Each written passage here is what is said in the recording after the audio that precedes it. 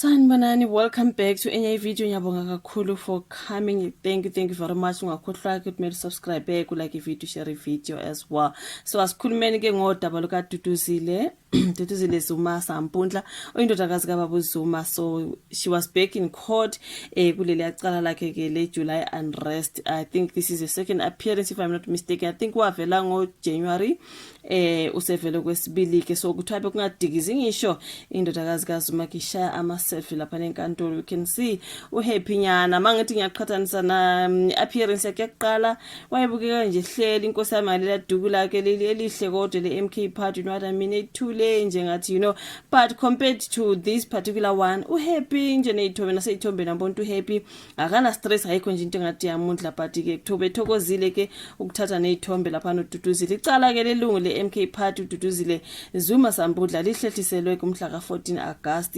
2025 ukuze liqulwe ngaphambi kokuqulwa ke kwecala. So lentokazi ibonakala ijabulile ifika enkantolo yize bebeyingcosana ke ade bezomeseka enkantolo namhlanje. Ubonakala ethokozile ngabo bonke ababonayo ungene phakathi enkantolo washaya ama-self nalaba kade bekhona emoyizela kubonakala ukuthi akudikizi ngisho inqulu ngakuzele enkantolo bekubhalwe ke noNkululeko Nhlapho ngesizulu. So lentokazi ibhekene namacala ke okuvukela ke umbuso njengoba esolwa ngokuphehla ke udweshu ngezibhelu zango July 2021.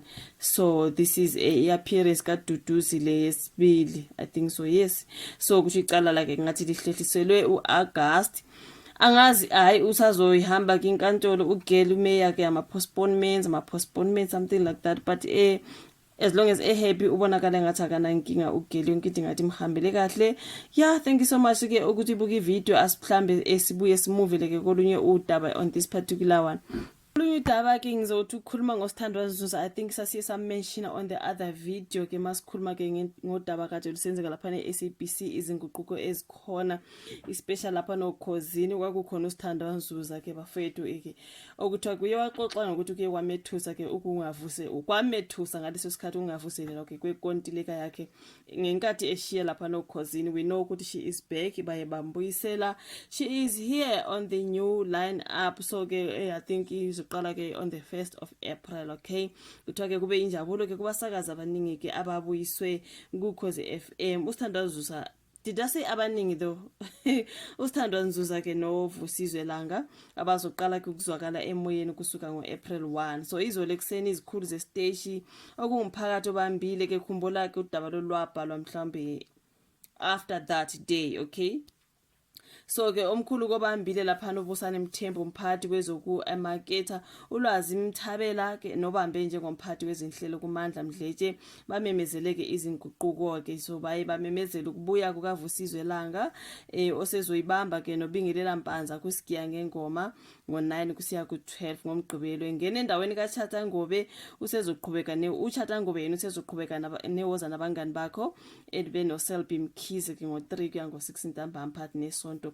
So uChatha ke wabuyelwa kwisigiya ngengoma ngo-April nyakenye kwathi uzobamba ke uhlelo ngesikhathi abaphathi besacabanga ukuthi bazokwenzani ngalo. So kuze kwaphela unyaka wezokusakaza elokhu esalusakaza ke ekhuluma ke nephepha uVusizwe obethula kuhlelo izigi kwiJozi FM uthe kuyintokozo enkulu ukukhuza ibuya ke emsakazweni futhi uyabonga kubaphathi ngokumethemba futhi angakwazi ukuphatha uhlelo olukhulu kangaka. So beliphethwe umuntu othandwayo siyaba liphethwe umuntu othandwayo uChatha, kodwa ke kuyangisiza ukuthi ngike ngasebenza naye. Abalaleli ngeke baqale phansi ke bakho ubudlelwano nami, ngijabule kakhulu, angazi nokuthi ngingathini. That was ubhuti uVusizwe. So ukuthi uke wethula izinhlelo zezindaba kuKhozi FM ezanamhla nolunye ikhuluma sizwe waziwa ke kakhulu ngokufunda izindaba zesiZulu kwiSABC 1 ngaphambi kokuya kumzansi wethu.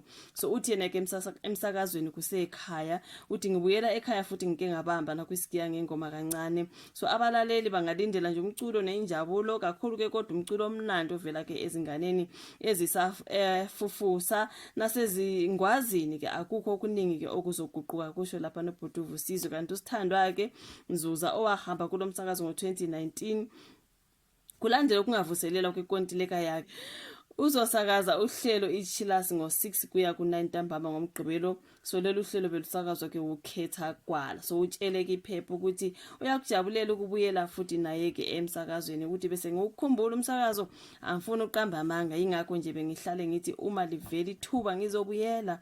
Ngesikhathi inkontileka yami ingavuselela ngangingalindele, kodwa ke angithandi ukukhuluma kakhulu ngosekwedlula futhi angizondi muntu. Kwasho ke yena uSithandwa Nzuza osanda kuqala ukwethula uhlelo lwezingxoxo iMulawo uReng kwiMoja Love. So uthe ubuya nomfutho wakhe abalaleli abamazi ngawo okuyinto kakade bayigcina. So yeah man, so those are the two people that are coming back. Uvusizwe Langa benosithandwa Nzuza bakujabulela kubuya back okhosini. So angigcwalise ke le video since wesikhuluma ke ngoDuduzi Lezuma Sambundla, ngase ngibona udaba olumayelana ngabantu engike ngakhuluma ngabo ngathi angigcwalise ukuthi wasebephefumulile bathi bakuthokozela ukubuya back to emoyeni, kanti ke nabalaleli kubukeka bejabulile ukuthi these two are actually coming back. So lona daba bengilana namhlanje. Thank you so much for tuning into this particular video. Ungakhohlwa ukulike, subscribe again nokushare, siphinde sibonane kwelandelayo. Bye.